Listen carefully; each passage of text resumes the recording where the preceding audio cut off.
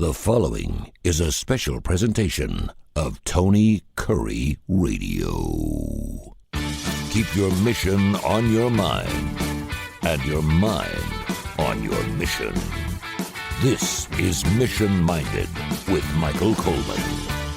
Welcome back to another Mission Minded. He's Michael Coleman, the CEO of the Heart of Alabama Food Bank, on the left-hand side of the screen here on, of course, our Tony Kurre YouTube channel. Of course, you can check out these shows at least 5 days a week on the TKR app, and also, of course, wherever you get your favorite podcast. I'll be honest with you, and this is something that, you know, we do the show and we try to make it polished, and obviously you and I have showered. We look good. Our hair's looking fantastic. And so we try to put on a good production here. But just so people don't know, you and I have just spoken for about 36 or 37 minutes before we actually started the show. And I wish we had just run some tape. I wish I was actually recording what we were discussing, because it was just riveting stuff. So I'm going to start right there. Okay. Knowing that no one knows what we just spoke about. And I'll be straight out with you. It was about business and about our economy. And I will say this, the Consumer Sentiment Index came out yesterday, and it's up 29%, which is the highest it's been up in 30 years. And all of a sudden, they're now saying that everyone thinks that the country's in great shape, economically speaking. Everything's good. All of a sudden, inflation's not a problem. The GDP is good. I'm saving my cash. Politics, yeah, it's a problem, but we're going to get to it. All of a sudden, there is a real positive change going on in this country. So that's what we're talking about. So based off of what we were just discussing, what did you just take away from the state of this country we live in right now? That they're living this giant lie? That we're living off tomorrow's money. We just keep printing and we think it's okay. We're not looking at our budget. What is it? Well, you mentioned the thing that an article spoke up about. Three gauges. Yes. What'd you say? People look at the price of eggs, gas prices, and stock market. And if those three things are good, then life is good. Yeah, and I get it. So we were talking about how complex at a macro level the economy is, and there's lots of things. I could see. You may talk to one person, they go, oh, well, the stock market could be a leading indicator or of something better or something worse. Like there's a 6-month lag, could be a 6-month lag, because you still have just as many people. You can find just as many people right now that are telling you we're headed towards a recession.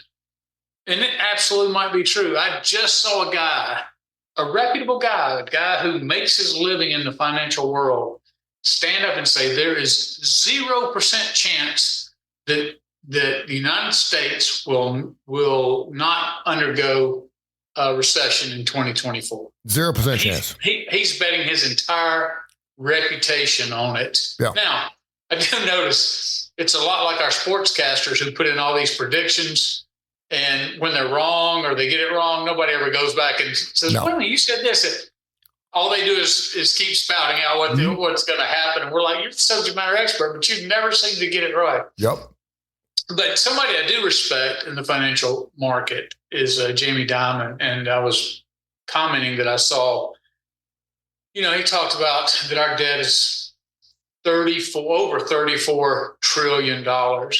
And you and I were talking about, I remember back George Sr., really before that, when it got into Reagan, and, I remember breaking $1 trillion of debt, and that was such a big deal. And one of the policies one of the commercials, it was a very effective commercial that the Democrats ran against George Sr. when he was running from Reagan was in the 80s. It was just this big party and everybody's giving out money left and right, like, hey, yeah, bring me another bottle, bring me another this, bring me another this. And just you see money flying everywhere. But when the check comes, it's like, oh, give it to them. And it's like the next generation. Mm-hmm. And so that was a thing forever. And then you kept seeing the debt go up. And they'd say, well, 4 trillion, 5 trillion. And now we're at 34 trillion. And it's so hard for us to wrap our mind around that. Jamie Dimon, though, says that we face a global, global market rebellion over the record U.S. debt. He said it is a cliff and we're going 60 miles an hour towards it. Now, he's the CEO of Chase Bank. They made billions of dollars this year. He's a really smart man when it comes to financing and understanding all that. And I can't begin to wrap my mind around all the indicators. I just know it seems like it's so complex and they keep it so complex. It's just tough for the average person. So it doesn't surprise me at all that we boil it down to things that we can see. Mm-hmm. I click in if the stock market's doing well, but the stock market can perform well when the economy is itself not necessarily stable. Sure. When you have high interest rates. Stock market can also, because the stock market's just not all, when we talk about investing, it's not all equity. You could say, okay, well, I'm going to invest in bonds if it's a certain type. And so, this is what investors do. You want to make money and progress with your savings, regardless of what the condition of the economy is. And that's why you have so many financial analysts and financial advisors.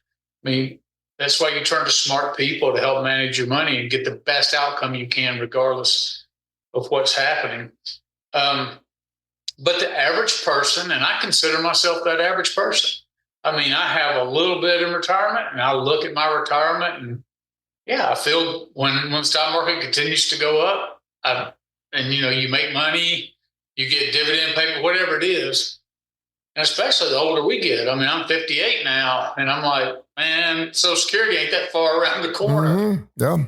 And I'm looking, I'm like, okay, things are going, that does.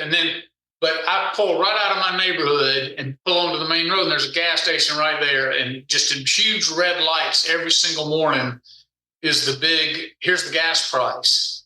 And when it's coming down, somebody looks at it and goes, that's a dime cheaper than last time I noticed. And then all of a sudden, you feel good, even though that is just one simple indicator. But we look at that and we tend to attribute that to everything we do. There was a big crisis with eggs, and I'll be honest with you, I forgot. It's a market.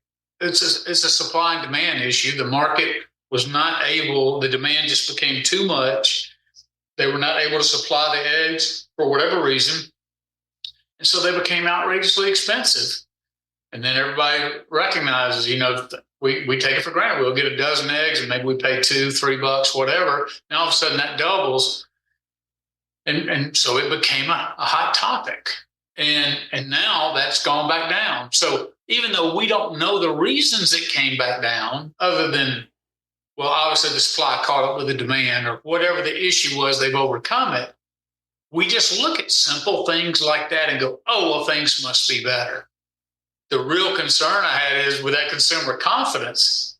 It's when you look at some of those things like that, people go out and spend. And you're like, okay, well, that's good. They have enough confidence. They feel good enough about the economy. They're going to go spend more. That can spur economic growth. That's all true. However, one of the downsides of that is the amount of money that people are spending is not money up front. It's a lot more debt that we're putting on credit cards, loans, and everything else, which I get. That's a part of our economy. It makes the economy go forward. But we have a huge national debt. We have a huge individual debt. And at some point, those things are going to come home. I'm not smart enough to be able to point to a date and time or to an exact figure. I've heard really smart people stand up and go, well, you think $34 trillion will cripple you? And I'm sitting there going, yeah, it will. Yeah. But they go, but in lieu of the fact of how the size of our economy, our debt ratio to our GDP is better than this country or that country. So again, then you're like, that's somebody just telling you that. And you're like, okay, well, let's keep spending then, let's just keep the faucets on. The thing I think that brings me the most pause on that I just feel like something down the road is coming, is because... Let me back up. When you say, okay, sure. Since we're talking Armageddon here, when you say something is going to happen, What's the worst thing you can feel? Just stock market crash? I mean, that's the only thing I could think that would generally affect all of us immediately would be just an absolute horrible stock market crash, because that does affect everybody. Is that what you're talking about when you're talking about? Well, that's one thing. Another thing is, and I don't think people. I wasn't around in World War II, but there was hyperinflation. Mm-hmm.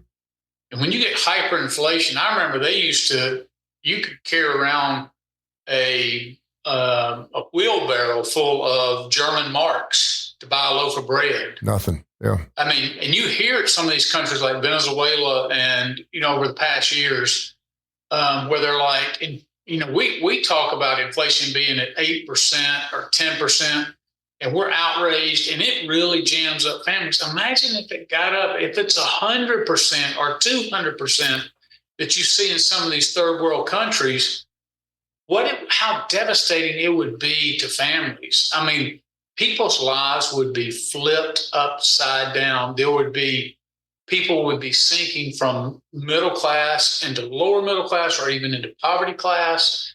You would have all the things that we take for granted now, with expensive cars and gas and trips anytime, all that comes to a screeching halt. And so then all the industry that gets financed by that, you see, and I mean the American economic engine just come to a screeching halt. And people say, well, we wouldn't let that happen.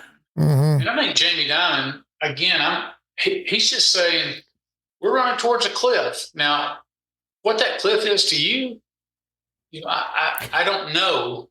I don't know if people's, end of year retirements and all that. I don't know if, they talk about Social Security, that when it started out, I'm probably going to get this figure wrong, so forgive me. Yeah. But they were saying there were 8 people to pay each retiree's Social Security. So if there's 8 people, and I think it could have been more, but if there's 8 people and a guy, let's just say you got 8 people and they have to pay $100, or let's just say you got 10 people, they got to pay, so that's $10 a person, just to make the math simple. Well, now they're talking about we're right around the corner from there being 2 people for every Social Security person. So now they're talking about, so that's $50 a demand. So taxes on Social Security are going to continue to rise. They already talk about it's liquid for a certain amount of time, and they play with the numbers and they do some different things. They make it liquid for a few more years, but those taxes are going to go up, especially baby boomers getting them. And there's just so many things. Now, I'm not a pessimist at all. Mm-hmm. I'm just saying, when COVID hit and we poured out the trillions and trillions, we just threw extra money out into the economy. And I think all that money in the economy certainly contributed to inflationary conditions, because that's what inflation is, where you have more money in the economy, or you have too much in the economy. And so prices. And Michael, let me stop. I think COVID, I think there was a real opportunity there for this country to learn something, not only about ourselves and certainly our compassion and how we look after each other. We certainly learned a lot there too. But I don't think we were allowed to figure it out on our own. I just felt like as a citizen, man, I remember getting those checks.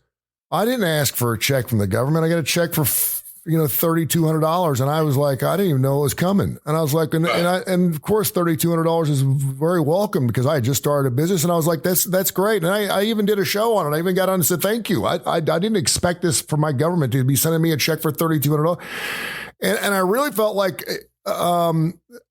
Listen, and people aren't going to like this, but I don't think the government believed in us enough as a country to allow us to get up off the mat ourselves and figure this out through COVID, because I do think they just spent our way out of it. Because again, there's still money out there, and you and I spoke about this. I'm like, all of a sudden, all these things that we didn't have money for 10, 15 years ago, we're finding it everywhere, whether it's building a prison or an amphitheater or whatever. And I'm like, where is all this money coming from? Yet people keep telling me things are really, really tight. It's just, it's a head scratcher. But I really think that COVID, a lot of people say the best thing for an economy is a war. And we've certainly seen it here. We saw it after World War II or before World War II when we had the Great Depression. And then that was the thing that got us out of the other side. But we created basically another brand new economy, and we put people back to work. We made them work and we paid them for it. And so sometimes I just wonder, but yeah, from an inflation standpoint, from a deficit standpoint, the trillions of dollars, I'm 57 years old. It doesn't mean anything to me anymore. Yeah. 3 trillion, tomorrow's no different than yesterday. And it could be 3 trillion today or 4 trillion tomorrow and 57 trillion on Thursday. What has changed? You know what I mean? And until we actually start really feeling those changes. And again, while all this is happening, everyone's like, stop boo-hooing, man. It's good times, brother. And this is like the early 20s again. Let us have our fun. It's fun again. I'm not here to do that. And then all of a sudden, we see we're forgiving all these educational loans. I don't know where that money. I don't know where that money's coming from. I don't know where that money goes. I don't know whose money that is. I'm like, it's another $6 billion, and all of a sudden everyone's happy they don't have to pay out their loans. And I know that affect a lot of people, and I'm happy for them. But I'm just like, okay, I'm just waiting for the curtain to be pulled back on this magic show. At some point, you just common sense tells you somebody's got to pay for it. You can't. We certainly believe our households can't run a deficit. Of course, one thing that the federal government can do is they can print money. And yes, they have to sell treasury bills and all the other kind of stuff to they literally can't just print money. But that's exactly what it feels like sometimes. And I feel like that's going to catch up with us at some point. And again, I'm not predicting how severe. I'm discouraged when I see anybody in Washington, because everybody will stand up to their pork projects and say, yeah, but you can't cut mine. You can't cut this funding. You can't cut that funding. Everybody, you demonize anybody who mentions responsible spending on the Democrat or the Republican side. You name call, you trash. You don't care about children. If you try to cut education spending, you don't care about children. And I remember a couple of years ago, I remember Bush just took a beating because he had talked about cutting. So there was a planned increase of, let's just say 10%. And he said, no, we're going to cut the increase. I only want to encourage an increase by 3%. So they charged him with cutting education by 7%. And what he was doing was he was cutting 7% of the proposed increase. Oh, I got you. Not 7% out of the budget. Gotcha. But politics is about power. It's about control. And they throw numbers out and they demonize the other side. All it does is confuse the average American. And again, going back to the eggs and the gas and the stock market, that's all we have to look at and just kind of get a sense of what's going on right now. We wouldn't watch it because it's good news. But if Fox News came out later this afternoon and said we have some breaking news, we have just cut our deficit in half. We now owe $23 trillion instead of $47 trillion. Maybe they could write that off too. I don't even know what that means to me. Does that mean that we're back to an A++++ with a BBB, the worldwide BBB? I don't even know what that means, Mike. I don't know what that. Okay, what if someone said we have no debt? And I do think that's why our spending habits are so shoddy and so nasty in this country, because we see we spend our money like our mom and dads do. If mom and dad spending money, then I'm going to start spending money like I got too. If mom's got 10 credit cards, I'm going to take credit cards. And so when I see my country spending money like that, why should I have to pay my taxes? They're not paying theirs. But if you told me that great news, I would think that's wonderful. But I don't even know what that would mean as far as, does that mean our stock market goes up? What would change about this country if all of a sudden our debt was gone? Well, if you looked at what would be is how much, because on all those bills, when we create money, we then sell securities to back that money. Mm-hmm. And so we have to pay interest on those. So the interest that we pay on the debt alone is maybe reaching trillions now. It was I'm Googling while we're talking interest on national debt for 2023. And what we paid, it says we have a monthly interest rate of 3.11% on debt. Okay, wait a minute. In March, the U.S. debt reached, I'm sorry, I shouldn't try to. That's okay. No, I'm just wondering if you can even pronounce the number because it's got so many zeros. I mean, it's ridiculous. I'm trying to see if I can just find a big solid number. But I remember, and this was, okay, here we go. In the current fiscal year, interest spending is on track to surpass $800 billion, more than double 2021's $352 billion. And this is how they justify it. In 2026, the government's net interest expense would reach 3.3% of GDP, the highest on record. Now, again, those are just numbers. But if you think about $800 billion, that's basically the Department of Defense. Mm-hmm. We're paying that just on interest on the debt. So if we didn't have any debt, that's $800 billion that we wouldn't be paying on that could go. Now, I've also heard that there's a whole long economic argument about it's always good to have a little debt or whatever. I don't even begin to understand that thinking or understand. It may be true. I don't know. I just know that, but I know that's one consequence of us having $34 trillion in debt. And for too long, our debt's going to be trillions. I mean, the interest that we pay on the debt is going to be trillions of dollars a year. Yeah, I've never understood that's the whole you can't get credit because you have no credit. That whole when you try to get credit, you have to get your credit through someone else. They're like, well, how am I supposed to get a credit card if I don't have a credit card to start with? Well, you have to have some bad credit to get some credit. You know, that's how it works. Right. And again, you know, we run around circles and laugh about this too because the people that need the credit are the ones that can't afford it in the first place. And that's why these loan cash places are making a killing every single week.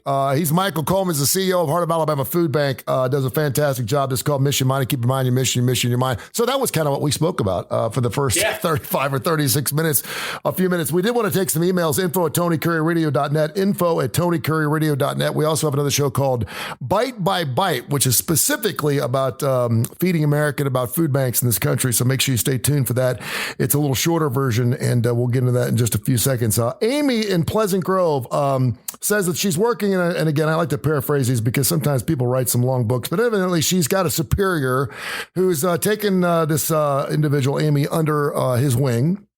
And they seem to be getting along pretty good, but he's a whiner. And he complains a lot and bitches and moans about the business they're in a lot. And so much so that she makes it sound like he's kind of like sharing some inside information with her about this particular business. She doesn't know what the business is. But it makes her uncomfortable. First of all, because she's working with someone who's belly aching. We all have those people. Who just complain. I mean, the minute you walk in the door, they're complaining about something in the office. You're like, I don't want to hear it. You go complain to somebody else. But then when you're talking to about someone who is kind of taking you under their wing and then they're a superior, she's kind of asking, I guess, what's my next step? Should I say something? Should I just alleviate myself from the situation whenever he brings up the business or what's going on in the business? What's your best shot? Yeah, I always think communicating is the key. And so it's not, I get even, and I do understand, I try to be mindful of this because you look at any situation, there's going to be positives and negatives. And so when you communicate about the negatives as a leader, you don't just want to, forgive the expression, just piss and moan about it, because that doesn't come across like you're a confident leader, like you have answers. It just looks like you're just crying about spilt milk or whatever happened in the past. So it's a bad look. It's a bad habit but it's easy to get into. So I think as the mentee, I think you sit down, not when they're doing it. It's never the best time to confront somebody about correcting their behavior. But I think on a time where maybe you come in, you start fresh of the day and you sit down with them and you can express to them that you really value their insights, but you feel like there's been an extra focus on negativity, and it's actually affecting your outlook and your attitude towards the company. And so they need to understand what they say, positively or negatively, has the sway to help understand how you're going to feel about the company. How do you broach that with somebody though? I mean, I don't know how long she's known this individual or how long they've been working together, but I mean, that's got to be something that's you got to kind of pick your spots, right? Yeah, and that's what I'm saying. You come in fresh, and maybe the night before or the day before, we say, "Hey, there's something I'd like to talk with you about in the morning," and let them know something's coming, so you don't hit them out of the blue. When you come in, you say, "Listen, I really have valued this time, and I know you're spending extra time with me and helping me, and I really appreciate and value it, and I really feel like it's making a difference for me." But there's one thing that's kind of getting to me is, or when I say getting to me, there's one thing that I'm starting to be concerned about is when you point out something negative about the company or you vent, then I find that I'm absorbing that like I am the positive. Mm-hmm. And I'm leaving our meetings and our time together feeling worse about the company than I did. So I wanted to talk with you about it to say, hey, if we're going to tackle the negative things about the company, let's spend some time thinking about how we can turn those negatives into a positive. I like it. So you're because you don't want to come across as chastising your boss.